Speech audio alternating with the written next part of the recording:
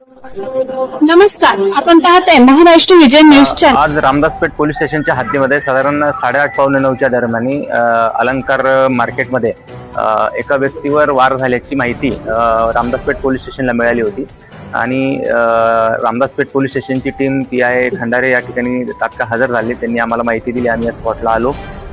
तर जो जखमी व्यक्ती होता त्या व्यक्तीला आयकॉन हॉस्पिटल इथे शिफ्ट करण्यात आलेला आहे आणि ज्यांनी हा हल्ला केला आहे त्या व्यक्तींच्या शोधासाठी रामदासपेठ पोलीस स्टेशन आणि LCBची टीम त्या ठिकाणी काम करत आहे। त्यांना तात्काळ अटक करण्याचे आमचे प्रयत्न सुरू आहेत। आता सध्या आमचा प्राथमिक तपास सुरू आहे। त्या अँगलनी आमचे बरेच लोक आता त्या कामासाठी लागलेले आहेत आणि जे प्राथमिक माहिती मिळाली आहे तर जो जखमी आहे त्याचं नाव राहुल सारासार असल्याची अशी आम्हाला प्राथमिक माहिती आहे।